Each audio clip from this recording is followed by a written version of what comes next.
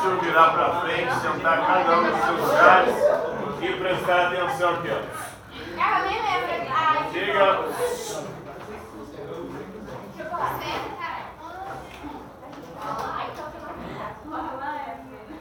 Não?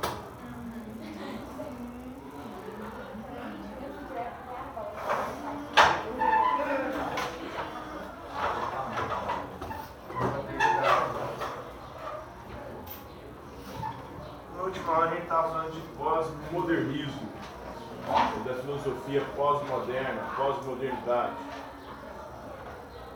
O que foi o pós-modernismo? Corrente filosófica que surgiu na França no século XX, cujos principais expoentes são Lyotard, o Baudrillard. O senhor está vivo, cara? Final do mês. Você ia colocar? Ai, caramba. Isso aqui é do trabalho, né? São as questões que foram passadas aí no trabalho. Tem o Baudrillard, tem o Guy Debord. E tem dois que a gente vai ver já já, que é o Foucault e o Derrida, além de Deleuze e Guattari. Então, o que pregava o pós-modernismo? Eles pregavam o fim da modernidade, o fim do projeto da modernidade.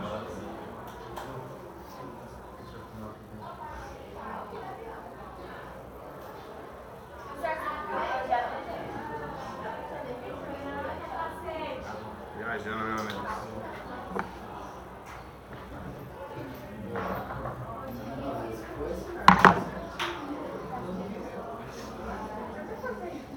Por que o fim do projeto de modernidade? Os modernos acreditavam que com a razão, a ciência e a tecnologia, eles iriam resolver todos os problemas da humanidade. Chegamos no século XX e a razão, a ciência e a tecnologia não tinham resolvido todos os nossos problemas. Pelo contrário, ao invés de resolver os problemas, eles criaram novos problemas. Então, o pós-modernismo vai anunciar o fim do projeto da modernidade e vai buscar a superação dessa crença moderna de que a razão, a ciência e a tecnologia poderiam resolver todos os nossos problemas. Aí eles então vão desenvolver uma crítica à modernidade e a sua razão instrumental, que se tornou, a ciência que se tornou um instrumento de dominação, de controle, de opressão, para manifestar uma descrença em relação à modernidade. Tudo isso levou à debilitação das esperanças. Ou seja, eles perderam a esperança de que a razão, a ciência e a tecnologia iriam resolver os nossos problemas. A última aposta dos pós-modernos tinha sido o socialismo. Mas o socialismo não resolveu os problemas humanos, pelo contrário. O socialismo criou ou trouxe mais problemas ainda. E se manifestou, se demonstrou um sistema autoritário, tirano, assassino. Então, aquele que prometia resolver o problema da desigualdade, da injustiça, criou mais desigualdade, suprimiu a liberdade e promoveu a injustiça. Se ele conseguiu algum nível de igualdade, o socialismo foi igualdade de miséria. Então aí eles vão perder a esperança. Vão achar que a humanidade não tem solução. O ser humano é um ser sem solução. Isso os levou a uma visão fragmentária.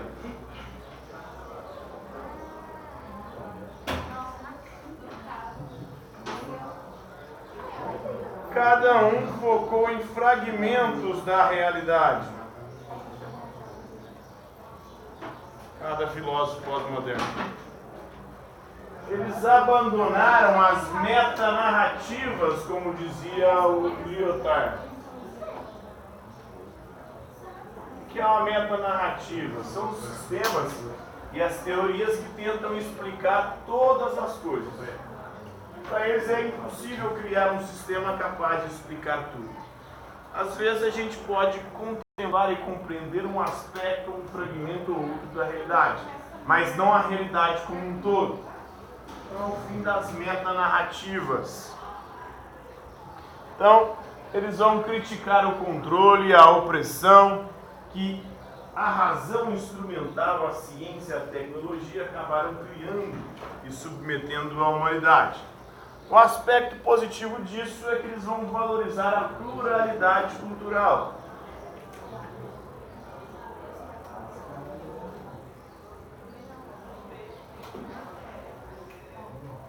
Não existe uma cultura hegemônica ou superior às outras. Todas as culturas têm o seu valor. E aqui eles vão criticar o etnocentrismo. O que é o etnocentrismo?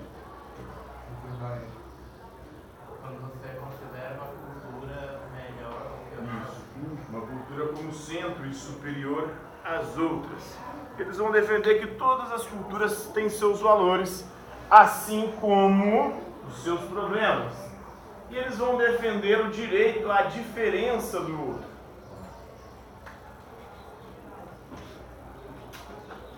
Todos nós temos o direito de ser diferentes, desde que a nossa diferença não agrida o outro, não tire o direito de outros. Então, é isso aí que os pós-modernos irão defender. O Baudrillard, por exemplo, ele vai se voltar para um aspecto, um fragmento da realidade, que é o simulacro. Segundo ele, nós vivemos numa sociedade do simulacro. Nós não vivemos na realidade, mas simulando a realidade. Por exemplo, isso que nós estamos fazendo agora, é um simulacro. Eu estou fingindo que ensino e vocês fingem que aprendem. Isso é um simulacro, é um fingimento. Então aqui todo mundo fingindo. Quando você vê os produtos sendo anunciados na televisão, nos meios de comunicação, na internet, os produtos sempre vendem uma imagem que não é a realidade do produto. Você vê uma propaganda de margarina, você vê uma família sentada, feliz, tomando um café da manhã. Ela não está vendendo o produto da margarina, está vendendo um simulacro de realidade. Se você acreditar que a margarina vai te trazer aquilo, um conforto de um lar, de uma realidade. Então, é tudo simulacro, segundo William Burke. Hoje as pessoas vivem muito mais nas redes sociais do que na vida real. O que importa nessa vida que nós estamos vivendo aqui, o que importa é o que está postado lá. Não é a realidade, mas aqui é um simulacro da realidade. E vivemos também na sociedade do espetáculo, segundo William Burke.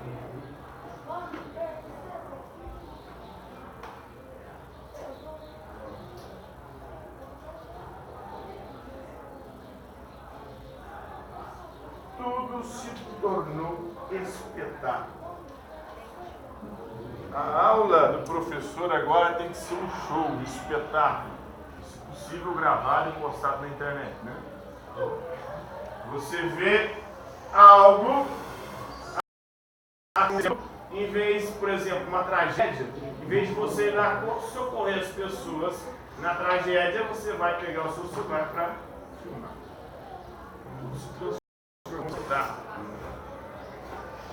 A pessoa vai tirar uma selfie num lugar extremamente perigoso e cai, morre. Porque lá havia mais um espetáculo, um show, né? Aquela coisa de... Na Uberaba, semana passada, teve uma tempestade lá, o povo, em vez de se proteger, foi gravar o vento levando as coisas. O perigo de uma daquelas coisas que o vento estava levando, bater numa pessoa e matar. Então, tudo virou um espetáculo gravado ao vivo e a cores.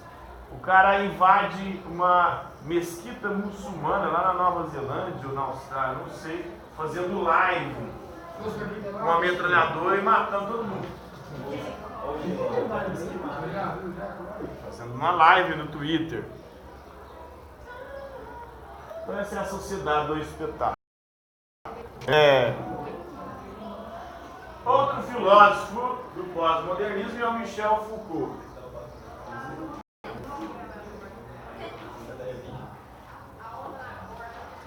Foucault é francês, viu no século XX, importante representante do estruturalismo. Estruturalismo é uma corrente filosófica que diz que as estruturas sociais sufocam e matam o sujeito. Já não há mais individualidade, já não há mais sujeito.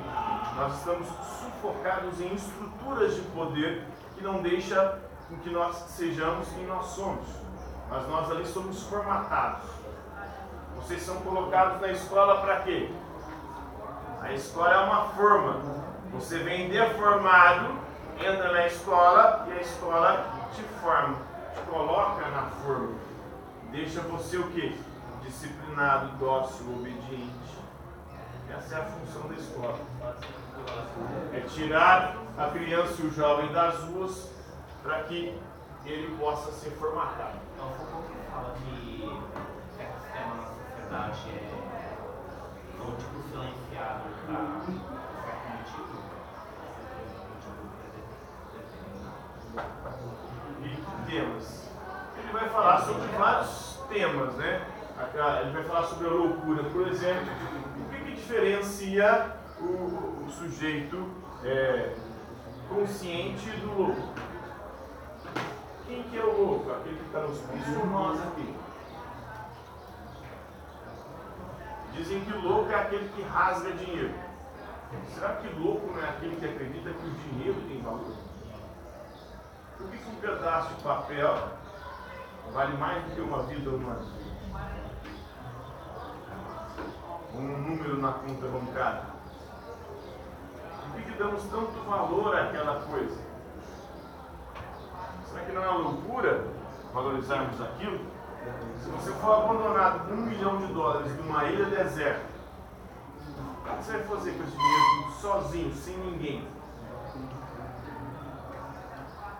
Se estiver feliz, você vai colocar fogo no dinheiro para poder se aquecer. Por quê? Porque esse é o único valor possível que o dinheiro pode ter. Então ele escreve a história da loucura e ele vai mostrar como ao longo da história foram criadas instituições para formatar aquelas pessoas indesejadas na sociedade. Criança e jovens são seres indesejados. A sociedade não os quer como eles são. Por isso, coloca crianças e jovens na escola para formatá-los, torná-los obedientes, disciplinados, submissos. E aí, para não correr o risco dele se tornar um criminoso. Se ele se tornar um criminoso, ele vai para uma outra instituição para reformar, uma outra para formatar, que é a prisão. A prisão foi criada para formatar o sujeito que não se enquadra nos padrões criados pela sociedade. Então, qual que é o objetivo da sociedade? Ressocializar, transformando o indivíduo em obediente, dócil, submisso. Então ele vai falando aí que isso mata a individualidade. Ele fala sobre a questão da loucura também. O hospício foi criado para quê? Para formatar aquelas pessoas que não são consideradas normais. Existe um discurso científico, né, que se torna também um discurso de poder. A ciência é um discurso de poder. Então ela diz o que deve ser feito. E ela quer controlar tudo. A ciência quer controlar a nossa sexualidade. Inclusive, na época de Foucault, várias coisas no âmbito sexual eram consideradas cientificamente doenças. Por exemplo, a homossexualidade. A homossexualidade até a década de 60 era uma doença. Oi?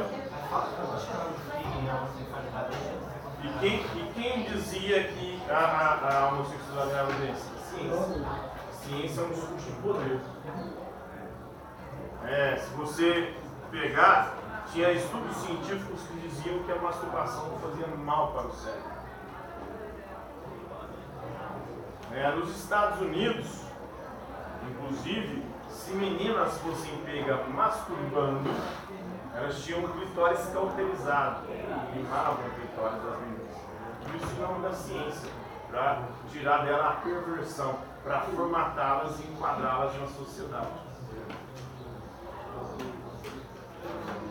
Até a década de 90 nos Estados Unidos, em alguns estados, se alguém fosse pego praticando sexo oral, podia ser preso. Inclusive, um canal foi pego praticando sexo oral na década de 90 nos Estados Unidos, no estado agora versículo lá, e foi preso por causa disso. Eu vou falar sobre a história da sexualidade, a história da loucura, a história das instituições prisionais. Ele vai falar dos micropoderes.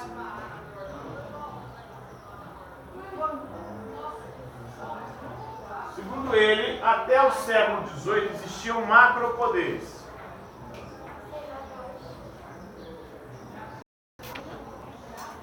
Poderes que funcionavam de forma vertical, de cima para baixo. Se a gente pensar, por exemplo, no absolutismo, o rei mandava e desmandava, era de cima para baixo. Mas ele não conseguia garantir que todo mundo ia cumprir. Havia muito mais liberdade sexual no antigo regime e na Idade Média do que existe hoje. Por quê? Porque não tinha como ter o controle que se tem hoje. Hoje o controle e o poder ele é muito mais eficaz. Por quê? Porque ele se tornou micropoderes, um poder que funciona de forma horizontal. Está todo mundo vigiando todo mundo. Eu aqui estou vigiando vocês estão me vigiando. E ambos estamos vigiando a supervisão, a direção. Eu escrevi uma obra chamada Vigiar e Punir, onde ele fala sobre isso se estende para toda a sociedade. Estamos todos nos vigiando. E há câmeras também hoje, ainda mais, do que no tempo dele, nos vigiando para tudo quanto é lado. Na escola, por exemplo, aqui tem câmera. Então a gente está sendo visto a todo momento. E qualquer merda que a gente fizer, deu para nós. É a sociedade do controle, da disciplina. Agora o poder se exerce de forma horizontal, uns vigiando os outros, uns controlando os outros. E se qualquer um sair da linha, ele vai ser punido. A punição para a criança e para o jovem é ir para a escola.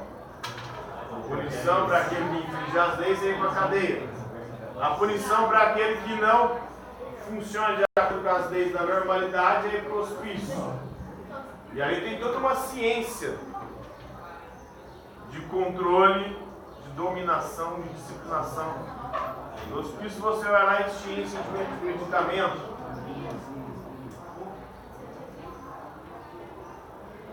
Na escola antigamente tinha castigos físicos, hoje não tem mais.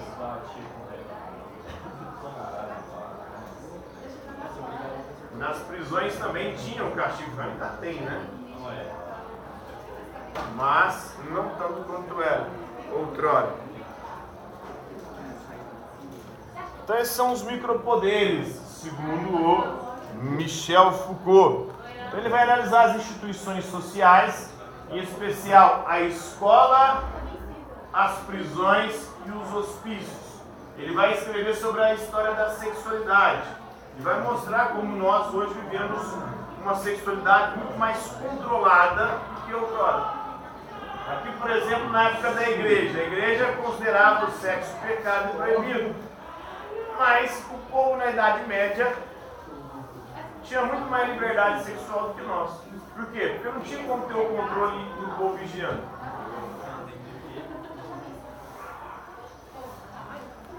Hoje tem um discurso científico para dizer qual que é a melhor forma de você viver a sua sexualidade. Para quê? Para controlar a sua própria sexualidade. Então desenvolve isso na sua microfísica do poder. E ele vai fazer uma genealogia da moral.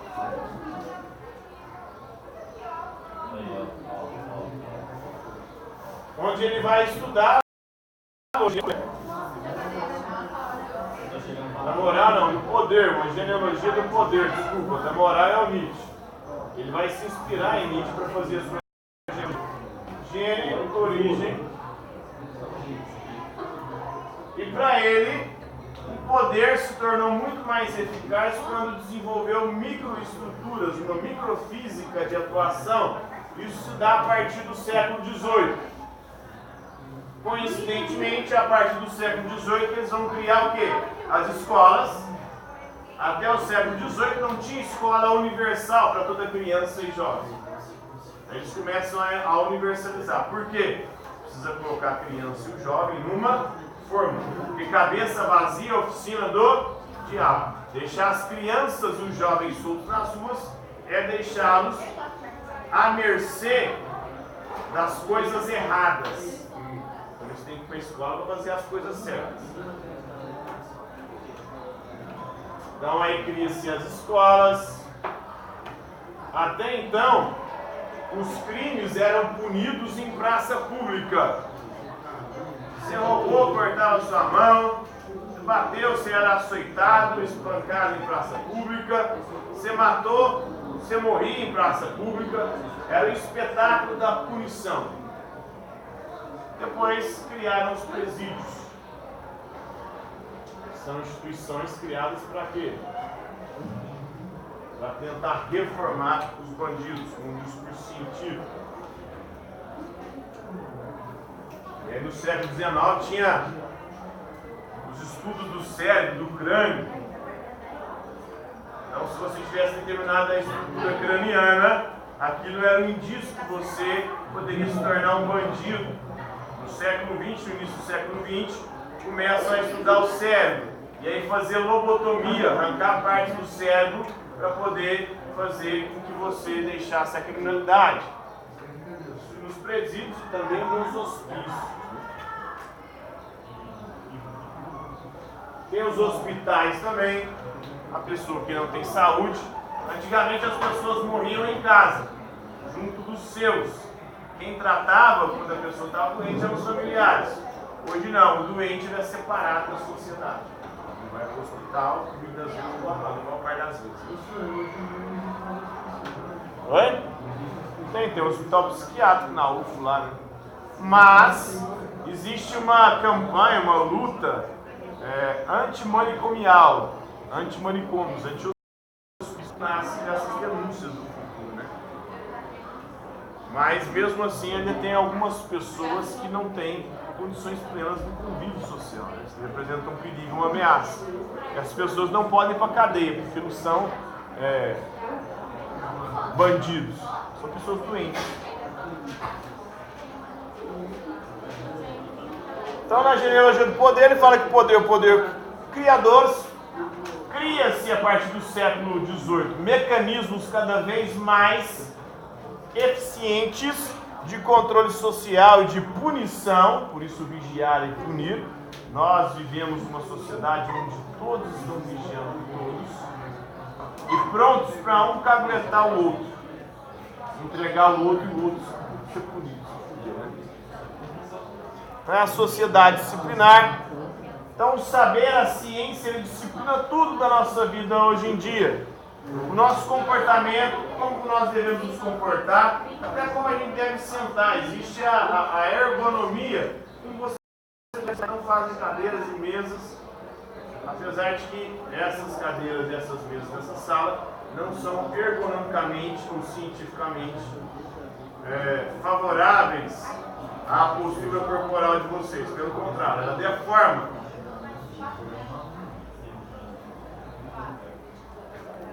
Então, o comportamento e até os nossos sentimentos, aquilo que a gente pode ou não sentir. Os sentimentos que são saudáveis, os sentimentos que não são saudáveis. A ciência está metendo o bedelho em tudo. Saber é poder. Então, a ciência vai dizendo o que é certo ou não fazer, o que é certo ou não sentir, o que é certo ou não pensar. E vão docilizando a nossa mente, o nosso pensamento, o nosso corpo, o nosso comportamento. Outro pós-moderno é o Derrida.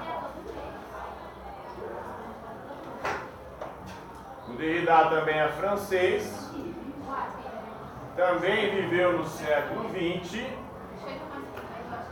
e um defensor da desconstrução, dos desconstrucionismos. Segundo ele, a maior parte das coisas que nós experimentamos numa sociedade são construções culturais. E essas construções culturais precisam ser desconstruídas. Por quê?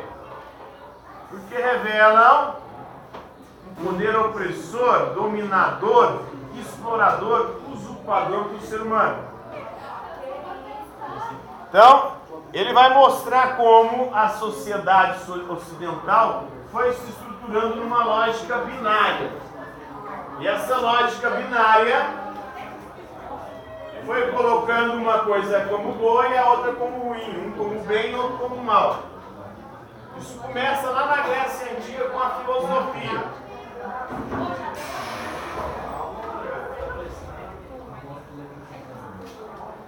Lá na antiguidade da filosofia, quando se separa mito e logos.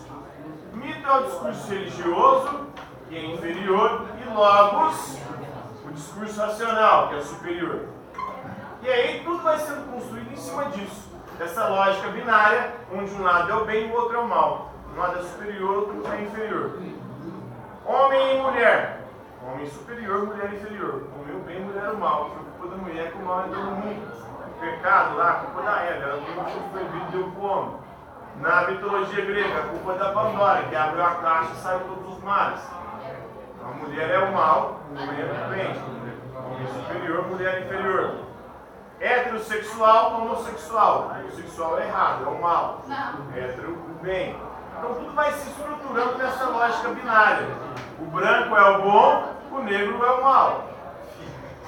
Branco superior, negro inferior. Então, precisamos, segundo Derrida, desconstruir essa lógica binária.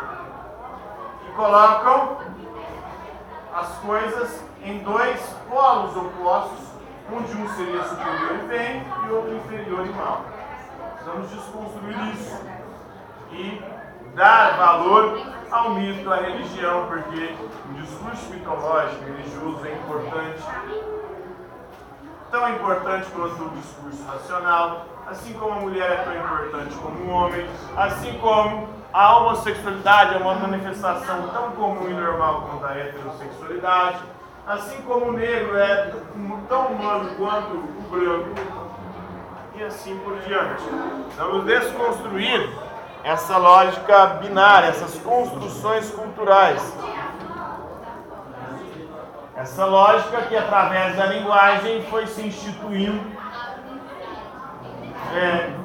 superiorizando uns e inferiorizando outros. É isso aí, agora.